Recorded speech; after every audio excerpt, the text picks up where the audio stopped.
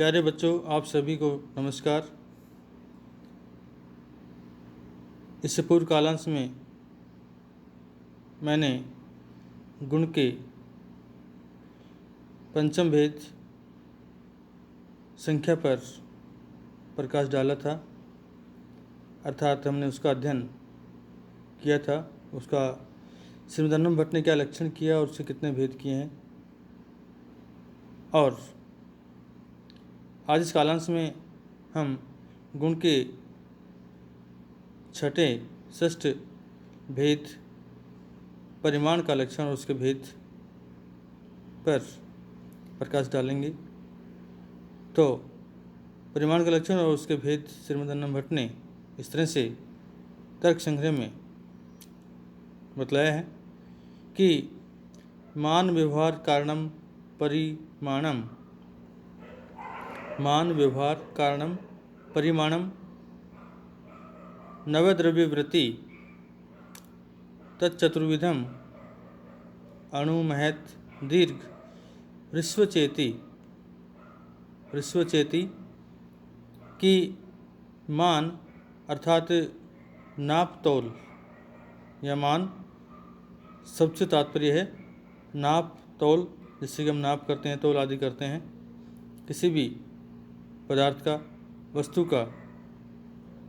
तो ऐसे मान अर्थात नापतोल के व्यवहार का अर्थात उसके ज्ञान का कारणम, जो असाधारण कारण है,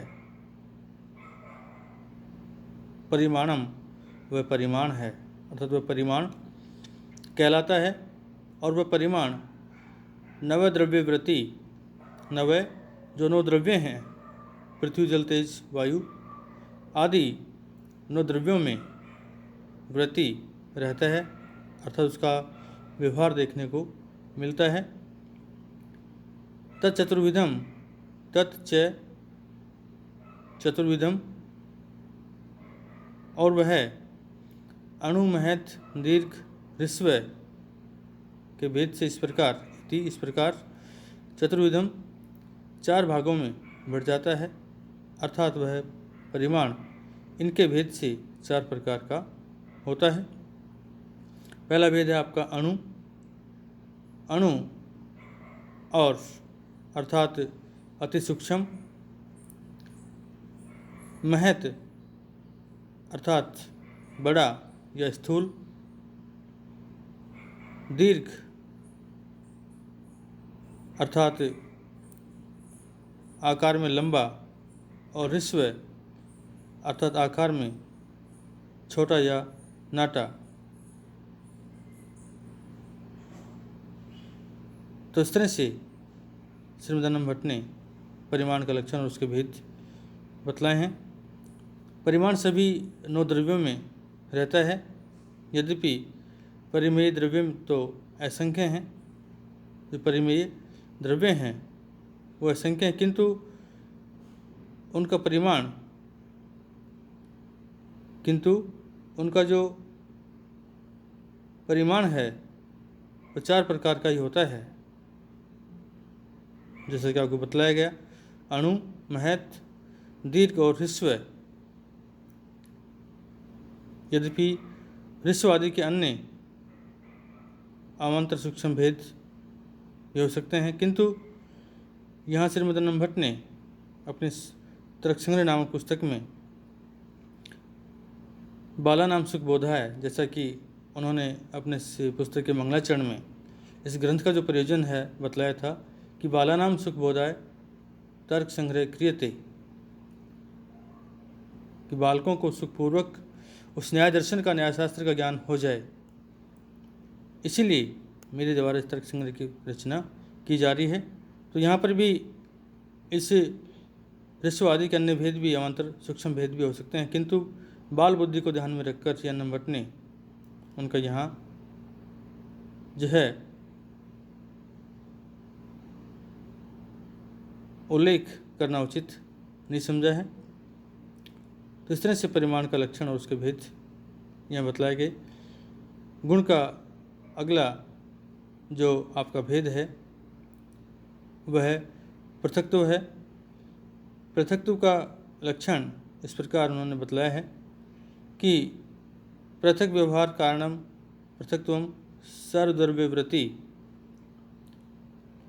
पृथक व्यवहार कारणम पृथक्त्वम सर्वद्रव्यवृत्ति, अर्थात पृथक अर्थात किसी भी वस्तु से कोई जब वस्तु अलग होती है, पृथक होती है, भिन्न होती है, तो हम उसे पृथक कहते हैं या पृथक कहकर चलते हैं। तो ऐसे उस पृथक अर्थात कि भाई यह वस्तु इस वस्तु से पृथक है, अलग है, भिन्न है, व्यवहार कारणम इस भिन्नता के, पृथकता के व्यवहार अर्थात ज्ञान का, व्यवहार से तात्पर्य ज्ञान का कारणम जो असाधारण कारण है वह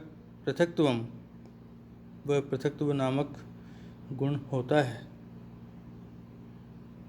और इस पृथक्त्व नामक गुण के कारण ही एक वस्तु दूसरी वस्तु से पृथक होती है, अर्थात भिन्न होती है अथवा दिखलाई देती है।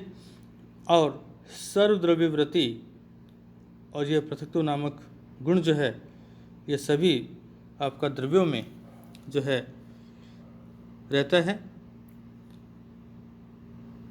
काल दिशा आदि में अतिव्याप्ति नहीं हो, काल दिशा आदि जो आपके द्रव्य हैं उनमें अतिव्याप्ति न हो, इसीलिए इसके अर्थात पृथक्त्व के लक्षण में कारण के स्थान पर असाधारण कारण समझना चाहिए।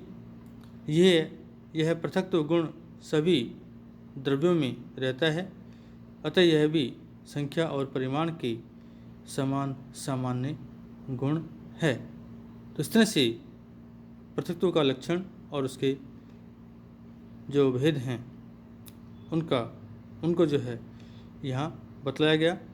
गुण का जो आपका 8वां भेद है संयोग। तो संयोग का लक्षण और उसके भेद श्रीमद् भट्ट ने इस तरह संग्रह में किए हैं कि संयुक्त व्यवहार हेतु संयोग है सर्वद्रव्यवृत्ति, कि संयुक्त व्यवहार हेतु संयोग है, कि संयुक्त कहते हैं जुड़ाव को, जो दो वस्तु पदार्थ एक दूसरे से जुड़े हुए हों अपने आप में तो संयुक्त, और अलग हों तो पृथक।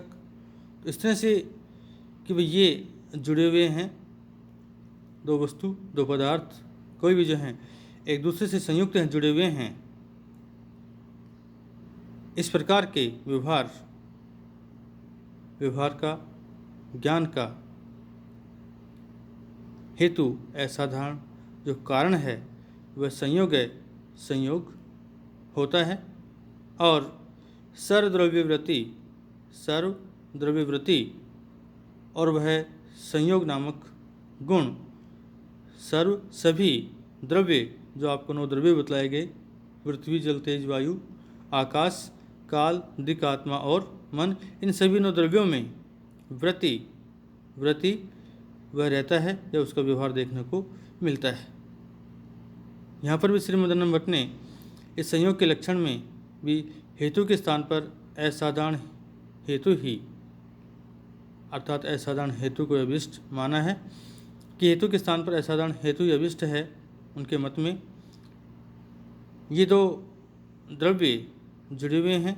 इस प्रकार का ज्ञान हमें दोनों द्रव्यों में रहने वाले उस संयोग नामक गुण से ही होता है कि ये जो 2 द्रव्य हैं ये एक दूसरे से संयुक्त हैं, जुड़े हुए हैं, और उनके इस जुड़ाव का, उनके संयुक्त एक दूसरे से होने का जो ज्ञान है, हमें उन दोनों द्रव्यों में रहने वाला जो संयोग नामक गुण है उसी से उसका आभास, उसी से उनका ज्ञान होता है। अतः संयोग संयुक्त व्यवहार ज्ञान का असाधारण कारण है। संयोग सभी द्रव्यों में परस्पर हो सकता है, इसलिए संयोग सभी द्रव्यों में रहने वाला गुण है।